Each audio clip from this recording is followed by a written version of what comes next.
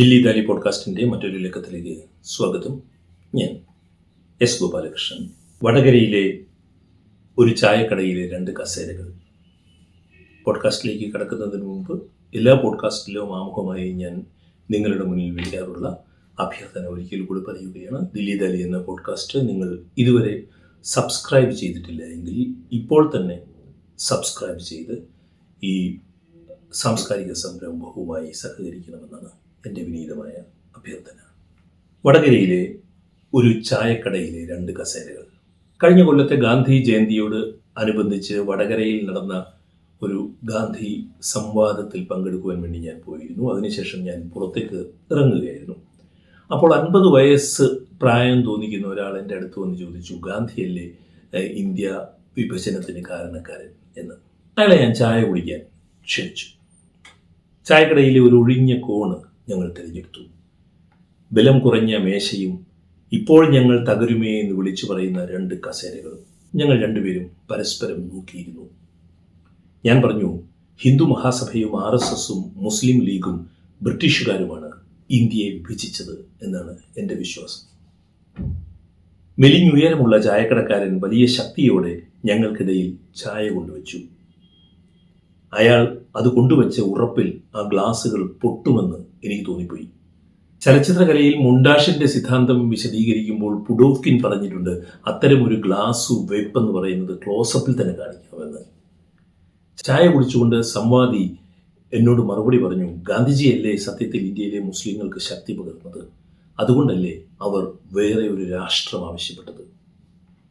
ഞാൻ പറഞ്ഞു, നിങ്ങളുടെ വാചകത്തിലെ സത്യത്തിൽ എന്ന പ്രയോഗം ഗാന്ധിയെ സംബന്ധിച്ച് വളരെ പ്രധാനമായിരുന്നു. ഗാന്ധിയാണ് മുസ്ലിങ്ങളെ ഇന്ത്യൻ സ്വാതന്ത്ര്യ സമരത്തിൻ്റെ പൊതുധാരയിലേക്ക് അടുപ്പിച്ചത് എന്നത് ഞാൻ സമ്മതിക്കുന്നു. ഹിന്ദു സംഘടനകളും മുസ്ലിം ലീഗും ഇന്ത്യ എന്ന സങ്കല്പത്തെ മതത്താൽ വിഭജിച്ചാണ് പക്ഷേ കണ്ടത്. അപ്പോൾ അയാൾ പറഞ്ഞു, സവർക്കറുടെ ഇരുരാജ്യവാദം എന്നാൽ ലീഗിൻ്റെ ഇരുരാഷ്ട്രവാദത്തിൽ നിന്നും വ്യത്യസ്തമായിരുന്നില്ലേ? എൻ്റെ മറുപടി, ഇന്ത്യ ഒരു രാഷ്ട്രമായി തുടരണമെന്നും അതിൽ ഹിന്ദുവും മുസ്ലിമും 2 രാജ്യങ്ങളായി ജീവിക്കണമെന്നും അതേസമയം ഹിന്ദു മൂല്യങ്ങൾ ആ രാഷ്ട്രം ഉയർത്തിപ്പിടിക്കണമെന്നുമാണ് സവർക്കർ വിശ്വസിച്ചത്, ആഗ്രഹിച്ചത്. അങ്ങനെയെങ്കിൽ 2 രാഷ്ട്രങ്ങളാണ് നല്ലതെന്ന് ലീഗും നിലപാടെടുത്തു. നോക്കൂ, സവർക്കർ എടുത്ത നിലപാടാണ് ഇന്നത്തെ ഇന്ത്യൻ ഹിന്ദു തീവ്രരും പുലർത്തുന്നത്. 2ാം തരം പൗരന്മാരായി മുസ്ലിങ്ങൾ ഇന്ത്യയിൽ ജീവിച്ചു കൊള്ളണം എന്നവർ പറഞ്ഞു നടന്നു.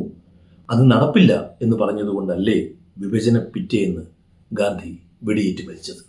അപ്പോൾ അയാൾ വടകരയിൽ ചായക്കടയിൽ എൻ്റെ മുന്നിലിരുന്ന അയാൾ പറഞ്ഞു, 2ാം തരം പൗരന്മാരാകണമെന്ന് ആരാണ് ഇന്ത്യൻ മുസ്ലിങ്ങളോട് പറഞ്ഞത്?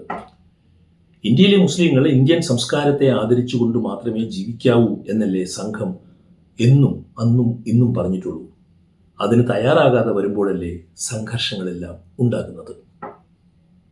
അപ്പോൾ എൻ്റെ മറുപടി, നമുക്ക് ഇന്ത്യ വിഭജനത്തിൽ മാത്രമായി സംഭാഷണം തുടരാം, അല്ലെങ്കിൽ കാടുകയറി പോകും. കാടുകയറൽ ഗാന്ധിക്ക് ഇഷ്ടമായിരുന്നെങ്കിലും.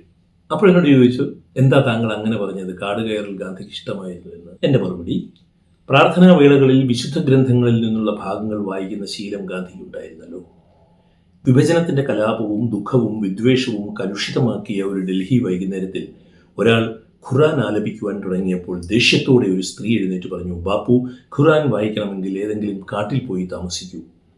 അപ്പോൾ ഗാന്ധി ഒരു ദേഷ്യവുമില്ലാതെ മറുപടി പറഞ്ഞു, സ്വതന്ത്രമായ എൻ്റെ ഈ രാജ്യത്തിൽ ഖുറാൻ വായിക്കണമെങ്കിൽ ഒരു കാട്ടിൽ പോയി താമസിക്കേണ്ട ആവശ്യം വന്നാൽ ഞാൻ എൻ്റെ താമസം കാട്ടിലേക്ക് മാറ്റും എന്ന്. ആ സ്ത്രീ ഗാന്ധിയോട് മറുപടി പറഞ്ഞില്ല. മറുപടി പറഞ്ഞത് ആ ജനുവരി 30-ാം തീയതി ഒരു പുരുഷനായിരുന്നു. ഗാന്ധിയെ വെടിവെച്ചുകൊണ്ടാണ് ആ മറുപടി. അപ്പോൾ വടകരയിലെ അപരിചിതൻ എന്നോട്, എനിക്ക് താങ്കളുടെ നിലപാട് മനസ്സിലാകുന്നുണ്ട്. ഇന്ത്യൻ ദേശീയ പ്രസ്ഥാനത്തെ കൃത്രിമമായി മതേതരമാക്കാനുള്ള ഗാന്ധിജിയുടെ ശ്രമത്തെ കോൺഗ്രസിന് അന്ന് ചെറുക്കാൻ കഴിഞ്ഞില്ലല്ലോ. ചെറുത്തത് ഹിന്ദു മഹാസഭയും RSSും അല്ലേ?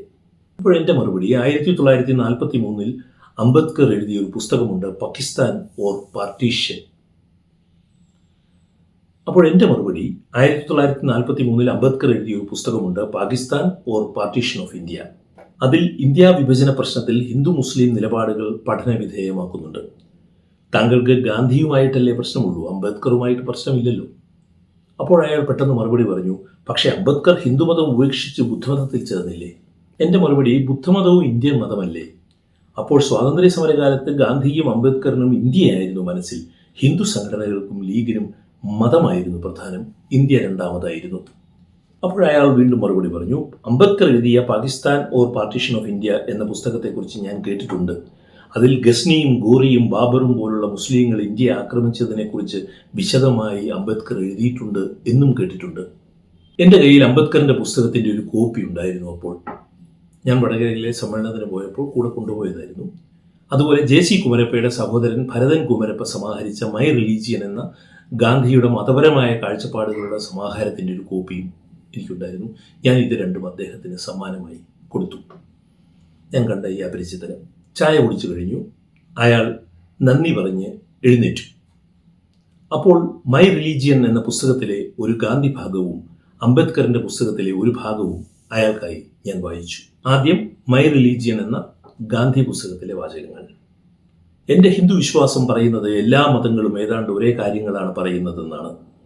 എല്ലാം ഒരേ ദൈവത്തിൽ നിന്നാണ് സംഭവിച്ചത്. എന്നാൽ എല്ലാം അപൂർണമാണ്. കാരണം എല്ലാം അപൂർണരായ മനുഷ്യരാൽ വിശദമാക്കപ്പെട്ടതാണ്. ഇത് ഗാന്ധിജിയുടെ വാചകങ്ങളാണ്. 1924 മെയ് 29 യങ് ഇന്ത്യയിൽ എഴുതിയതാണ്. ഇനി അംബേദ്കറിൻ്റെ പുസ്തകത്തിലെ വാചകങ്ങൾ ഞാൻ വായിക്കാം. എൻ്റെ ഈ പുസ്തകം Pakistan or partition of India ഹിന്ദുക്കൾക്കും മുസ്ലിങ്ങൾക്കും ഒരേ സമയം അപ്രിയമായി ഭവിച്ചു. അംബേദ്കറുടെ വാചകങ്ങളാണ്. എൻ്റെ ഈ പുസ്തകം ഹിന്ദുക്കൾക്കും മുസ്ലിങ്ങൾക്കും ഒരേ സമയം അപ്രിയമായി ഭവിച്ചു. എന്നാൽ ഹിന്ദുക്കൾക്ക് അപ്രിയമായതിനുള്ള കാരണങ്ങളല്ല മുസ്ലിങ്ങൾക്ക് അപ്രിയമാകാൻ കാരണങ്ങളായത്. ഈ അപ്രിയതകൾ ഉണ്ടായതിൽ എനിക്ക് യാതൊരു വിഷമവുമില്ല. തീവ്ര ഹിന്ദുക്കളും തീവ്ര മുസ്ലിങ്ങളും എൻ്റെ പുസ്തകത്തെ തള്ളിപ്പറഞ്ഞത് അവർ രണ്ടുപേരുടെയും തിന്മകൾ അതിലില്ല എന്നുള്ളതിൻ്റെ തെളിവാണ്. എൻ്റെ ചിന്തകളാകട്ടെ ഏതെങ്കിലും രാഷ്ട്രീയ പാർട്ടിയുടെ അഭിപ്രായമല്ലാതാനും ഭയരഹിതമായി എഴുതപ്പെട്ട സ്വതന്ത്ര ചിന്തകളാണത്. BR അംബേദ്കർ 1945 ജനുവരിയിൽ എഴുതിയ വരികൾ. വിട പറയാൻ നേരത്ത് വടകരയിലെ ഈ അപരിചിതനായ ചങ്ങാതി എന്നോട് പറഞ്ഞു, താങ്കൾ എന്നോടൊപ്പം ചിലവഴിച്ച സമയത്തിന് നന്ദി, ഞാനൊരു ഹിന്ദുവായതിൽ അഭിമാനിക്കുന്നു. അപ്പോൾ ഞാൻ മറുപടി പറഞ്ഞു, ഒരു മുസ്ലിം അങ്ങനെ ആയതിൽ അഭിമാനിക്കുന്നത് പോലെ തന്നെയേ ഉള്ളൂ ഇത്. ഞാനൊരു മുസ്ലിമാണ്, ഞാൻ അതിൽ അഭിമാനിക്കുന്നു എന്ന് പറയുന്നത് പോലെ തന്നെയാണ് ഞാനൊരു ഹിന്ദുവായതിൽ ഞാൻ അഭിമാനിക്കുന്നു എന്ന് താങ്കൾ പറയുന്നത്. ഇത് രണ്ടും ആകാതിരിക്കുന്നതിൽ ഞാനാകട്ടെ തെല്ലും അഭിമാനിക്കുന്നില്ല താനും. ഞാനൊരു ഹിന്ദുവുമല്ല, ഞാനൊരു മുസ്ലിമുമല്ല. അയാൾ ചിരിച്ചു. എന്നിട്ട് പറഞ്ഞു, നിങ്ങൾ പറയുന്ന ദിശയിലല്ല ഈ രാജ്യം നീങ്ങുന്നത്. ഈ രാജ്യം നീങ്ങുന്നത് ഒരു ഹിന്ദു രാഷ്ട്രത്തിലേക്കാണ്. എന്നിട്ട് എനിക്ക് അയാൾ ഹസ്തദാനം നൽകി. ഞാൻ പറഞ്ഞു, ഇന്ത്യ പാകിസ്ഥാൻ ക്രിക്കറ്റ് മത്സരത്തിൽ കളിക്കാർ പരസ്പരം ഹസ്തദാനം ചെയ്യാത്തതുപോലെ ഒരു സമീപനം താങ്കൾക്കില്ലല്ലോ, അത് നല്ലത്. അങ്ങനെ ആ സംഭാഷണം അവസാനിച്ചു. ബാബാ സാഹേബ് അംബേദ്കർ 1940 എഴുതിയ Pakistan or partition of India എന്ന പുസ്തകം അക്കാലത്ത് എത്ര പേരുടെ ആധികാരിക രേഖയായി മാറിയിരുന്നു. അതിലെ വാദങ്ങൾ കൊണ്ട് ഹിന്ദു മഹാസഭയും RSSും വാദവാളുകളുടെ മൂർച്ച കൂട്ടി. മുസ്ലിം ലീഗും ജിന്നയും അതിലെ ആധികാരിക കണക്കുകൾ എടുത്ത് വാദമുഖങ്ങൾക്ക് പച്ച തെച്ചു. കോൺഗ്രസ്സുകാർ അംബേദ്കറിന് നന്ദി പറഞ്ഞു. ഇന്ത്യ വിഭജനത്തെ ചരിത്രപരവും സാമ്പത്തികവും ഭൂമിശാസ്ത്രപരവുമായി തലമുടി നാരി കീറും പോലെ സൂക്ഷ്മമായി അംബേദ്കർ ആ പുസ്തകത്തിൽ വിശകലനം ചെയ്തു. ആർക്കിഷ്ടപ്പെട്ടാലും ഇഷ്ടപ്പെട്ടില്ല എങ്കിലും രാജ്യം വിഭജിക്കപ്പെടുക തന്നെ ചെയ്യുമെന്ന് അദ്ദേഹം പറഞ്ഞു. എന്താണ് രാഷ്ട്രം എന്ന സങ്കല്പത്തെ ഹിന്ദു മഹാസഭയുടെയും മുസ്ലിം ലീഗിൻ്റെയും സങ്കല്പങ്ങളിൽ നിന്നും അടർത്തിയെടുത്ത് പാശ്ചാത്യ ജനാധിപത്യ മര്യാദകളിൽ അദ്ദേഹം പ്രതിഷ്ഠിച്ചു. പുസ്തകത്തിൽ രസകരമായ ഒരു ഭാഗമുണ്ട്. ഇന്ത്യയിൽ ഭാഷാടിസ്ഥാനത്തിലുള്ള സംസ്ഥാനങ്ങൾ വേണമെന്ന വാദത്തെ പിന്തുണച്ച് ഗാന്ധി ഉണ്ടാക്കിയ പട്ടികയിൽ മലയാള ഭാഷാ സംസ്ഥാനത്തിൻ്റെ തലസ്ഥാനം കോഴിക്കോടായിട്ടാണ് രാഷ്ട്രപിതാവ് നിർദ്ദേശിച്ചിരുന്നത്. ആന്ധ്രയുടെയും തമിഴ്നാടിൻ്റെയും തലസ്ഥാനം മദ്രാസ് എന്നാണ് കാണിച്ചിരുന്നത്. കർണാടകത്തിൻ്റെ തലസ്ഥാനം ധാർവാറും മഹാരാഷ്ട്രയുടെ തലസ്ഥാനം പൂനെയുമായിരുന്നു. ബോംബെ നഗരവും ഡൽഹിയും സ്വതന്ത്ര സംസ്ഥാനങ്ങളായിരുന്നു. അക്കോള തലസ്ഥാനമായി വിദർഭ എന്ന മറ്റൊരു മറാത്തി സംസ്ഥാനവും. ഇന്ത്യ എന്നത് ഒരു രാഷ്ട്രമാണോ എന്ന ചോദ്യം അംബേദ്കർ വിശദമായി ചർച്ച ചെയ്തു. ടാഗോറും ഹിന്ദു ദേശീയവാദികളും തമ്മിൽ ഇക്കാര്യത്തിലുള്ള അഭിപ്രായ വ്യത്യാസം, ആംഗ്ലോ ഇന്ത്യക്കാരും ഹിന്ദു ദേശീയവാദികളും തമ്മിലുള്ള അഭിപ്രായ വ്യത്യാസം, ഇന്നത്തെ അഫ്ഗാനിസ്ഥാൻ പ്രദേശങ്ങളടക്കം ഹിന്ദുസ്ഥാനാണെന്ന വാദത്തിലെ കുഴപ്പങ്ങൾ എന്നിവയൊക്കെ ഡോക്ടർ അംബേദ്കർ വിശദീകരിച്ചു. ദേശസങ്കല്പം എന്ന ചർച്ചയിൽ അംബേദ്കർ വളരെ പ്രസക്തമായ ഒരു ചോദ്യം ഉന്നയിച്ചു. ഇന്ത്യയിലെ ഏതെങ്കിലും മുസ്ലിം എന്നത് സ്വന്തം മതം എന്നതിലുമുപരി ഒരു രാഷ്ട്രം എന്ന രീതിയിൽ സങ്കല്പിക്കുന്നുണ്ടോ?